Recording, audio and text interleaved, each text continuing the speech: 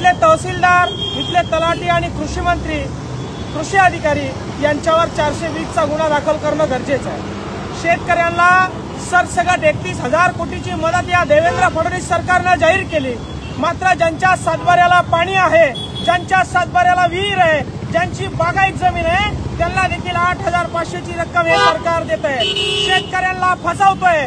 31,000 कोटीचा पॅकेज जाहीर करून या ठिकाणी 8,500 रुपये शेतकऱ्याच्या तोंडाला पुसण्याचं काम हे सरकार करत आहे आणि शेतकऱ्याची मोठी फसवणूक होत आहे। बागायतदार जमीन असताना देखील, शेतकऱ्याच्या विहिरीला सातबाऱ्याला पाणी असताना देखील कोरडवाहू म्हणून 8,500ची रक्कम देवेंद्र फसवणीच देत आहे आणि विरोधक देखील शांततेने हे बघत आहे। तिकडे सन्माननीय बच्चू कडू साहेब आंदोलन करत असताना विरोधक शांत बसलेले आहे। विरोधक कुठेतरी बघ्याची भूमिका घेत आहे। सरकार वारंवार शेतकऱ्यांना फसवत आहे।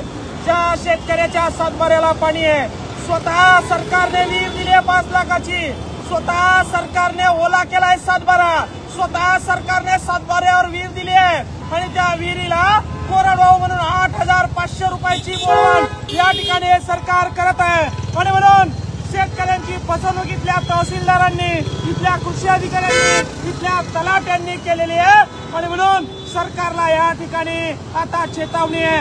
इथल्या कलेक्टर ऑफिसमध्ये कोंडल्याशिवाय आम्ही राहणार नाही, इथल्या तहसीलदारांना तहसीलमध्ये कोंडल्याशिवाय राहणार नाही। शेतकऱ्यांनी जागरूक होणं गरजेचं आहे।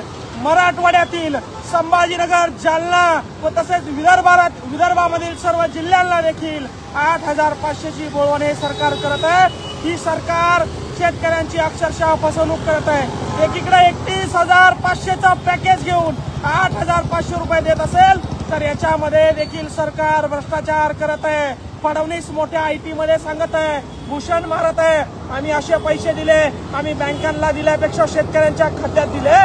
पण ज्या शेतकऱ्याच्या सातबाऱ्याला तुम्ही विहीर लावली आहे, जो शेतकरी बागायतदार आहे, ज्याला 27,500 मिळायला पाहिजे, त्याला देखील या ठिकाणी 8,500 मिळत आहेत आणि म्हणून सरकार, कृषी अधिकारी, तलाठी, तहसीलदार यांनी हे अहवाल सरकारला दिले।